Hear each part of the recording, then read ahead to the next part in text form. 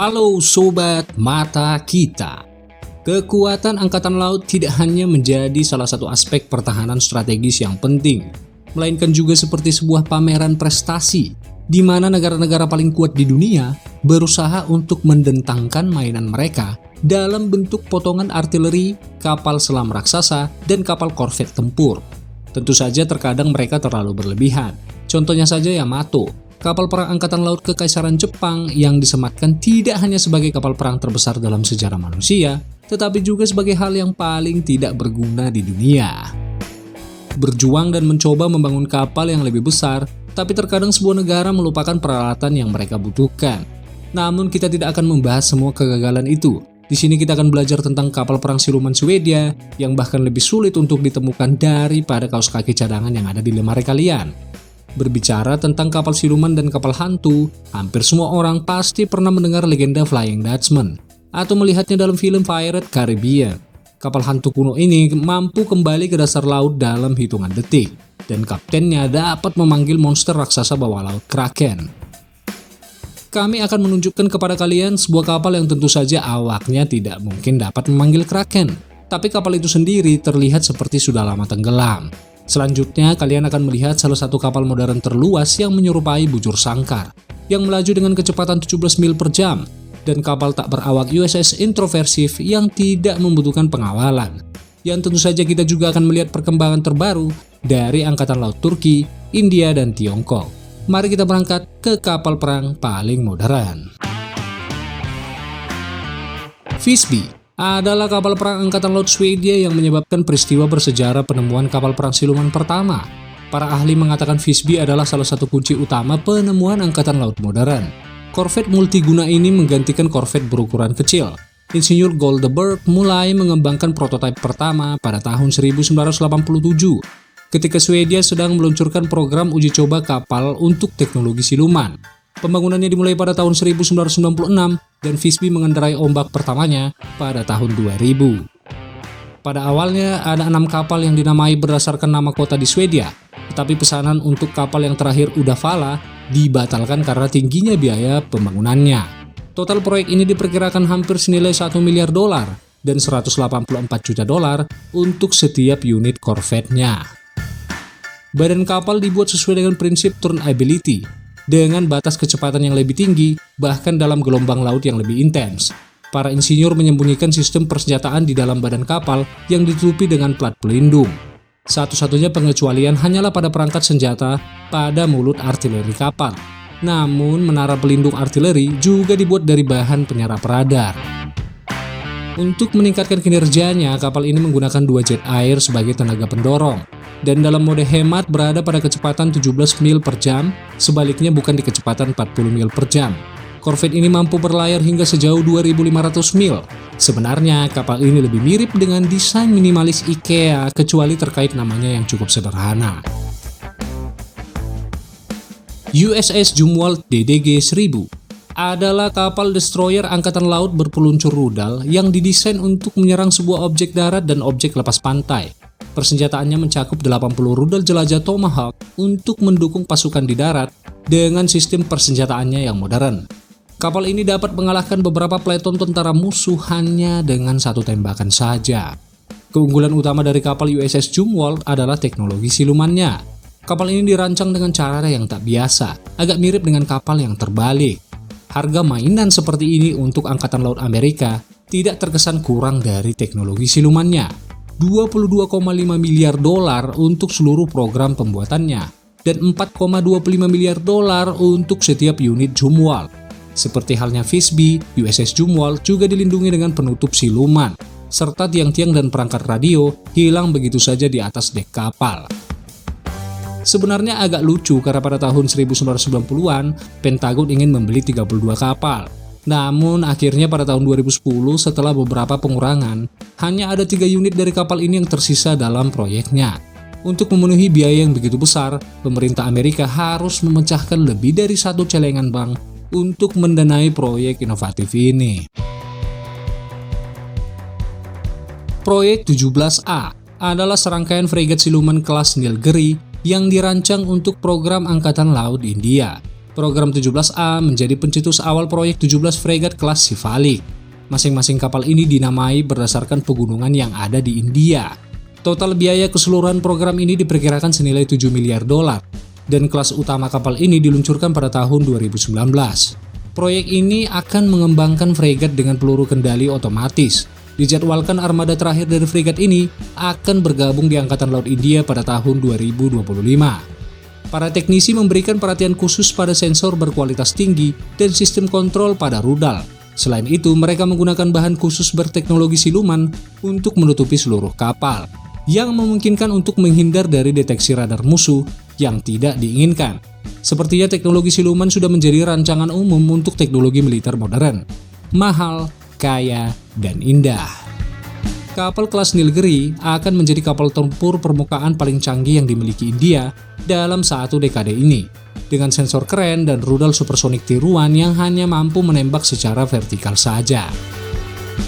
Sea Hunter adalah eksperimen lain Angkatan Laut Amerika dari kapal permukaan tak berawak dalam bentuk kapal siluman dan hantu laut. Sama halnya dengan kapal uji coba lainnya seperti Sea Fighter dan Sea Slice. Kapal ini memiliki 3 lambung yang didesain sesuai dengan konsep kapal trimaran. Memiliki panjang 132 kaki yang dapat melaju di lautan dengan kecepatan 14 mil per jam dan daya jelajah hingga sejauh 12.000 mil. Selama uji coba, remote control yang dapat dilepas ditempatkan di atasnya untuk memastikan kapal beroperasi dengan baik dalam mode tanpa awak. Kapal ini menggunakan radar dan sensor terbaru untuk berpatroli di wilayah perairan dan mencegah tabrakan dengan kapal lain tanpa campur tangan manusia. Jika dalam situasi darurat, kontrol di dalam kapal dapat diambil alih secara langsung dari jarak jauh. Mungkin sekarang situasi relatif damai, tetapi kapal ini akan ditingkatkan dengan pertahanan anti kapal selam dan ranjau di masa depan. Sehingga alih-alih mempertahankan kapal destroyer yang menelan biaya operasional $700.000 sehari, militer Amerika akan mendapatkan kapal Sea Hunter yang menelan biaya operasional hanya $15-20 sehari. Ya, hampir mirip HP Xiaomi dalam dunia perkapalan. Hal yang terbaik untuk menghemat uang. M80 Sileto adalah kapal siluman Amerika yang dirancang di perairan pesisir pantai. Kapal ini dibangun dengan teknologi M-Hull, yang dengan ini para teknisi dapat meningkatkan kinerja kapal dan sangat mengurangi bobotnya. Seluruh bodi kapal terbuat dari serat karbon dan eksposi untuk baju besi yang ringan namun tahan lama. Dengan desainnya yang unik, kapal ini biasanya berbentuk lebar dan kecepatan maksimumnya melebihi 70 mil per jam. Sudah jelas bahwa demi kecepatan sesuatu harus dikorbankan, dan sesuatu ini adalah jarak jelajah. M80 Sileto hanya mampu beroperasi sejauh 515 mil. Di sisi lain, prototipe ini dikembangkan bukan untuk transportasi kargo bergerak pada saat pertempuran. Kapal ini mampu membawa beban hingga 37 ton. Dan dapat dilengkapi dengan perahu motor, mantabot, serta sepasang sayap perak pengintai UAV. Sayangnya, kita tak bisa menyaksikan kapal ini di jajaran utama Angkatan Laut Amerika, karena penemuannya hanya berupa kapal yang dapat digunakan kurang dari setahun, dan dana yang dialokasikan berkisar 6-10 juta dolar.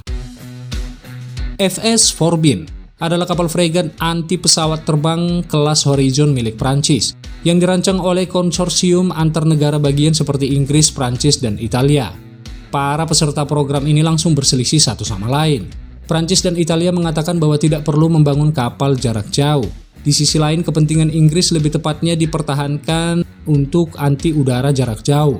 Dan segera para peserta program langsung meninggalkan konsorsium karena tidak ada kesepakatan dalam spesifikasi frigat. Prancis mendapatkan 2 frigat, FS Forbin D620 dan FS Chevalier Paul D621.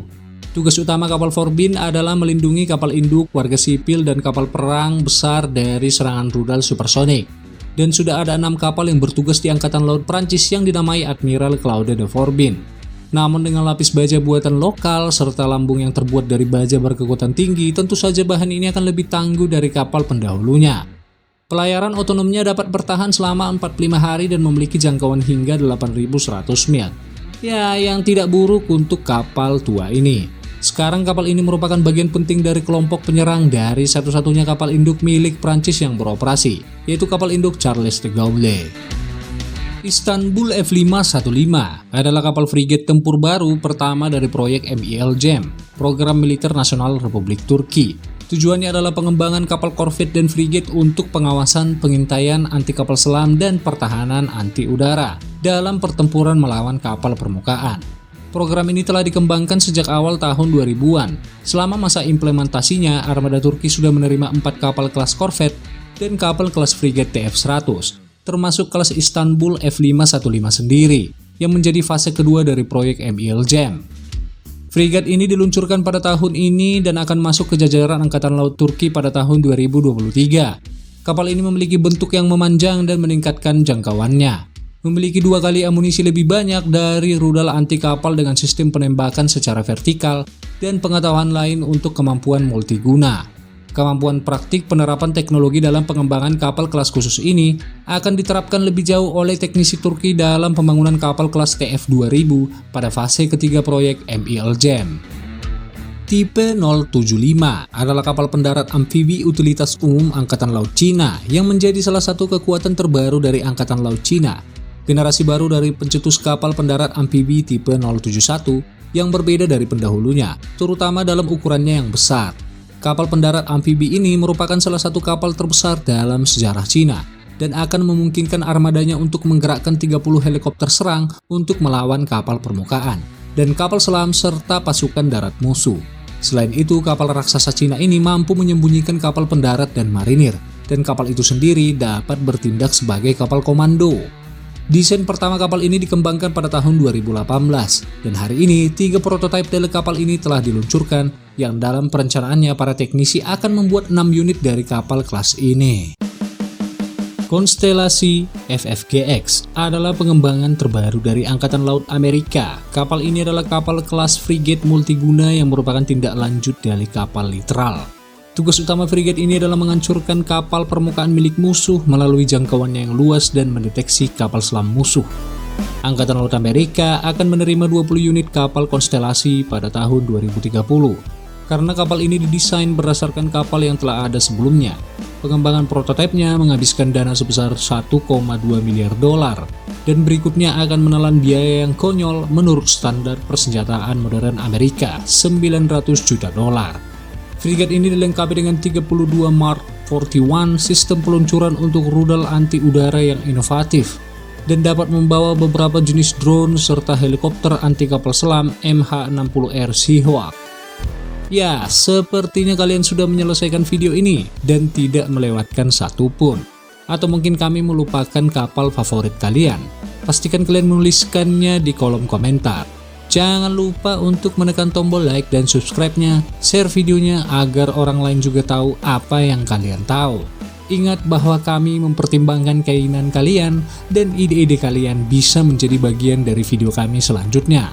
Tetap semangat dan jangan santai terus demi Indonesia maju. Salam Sobat Mata Kita.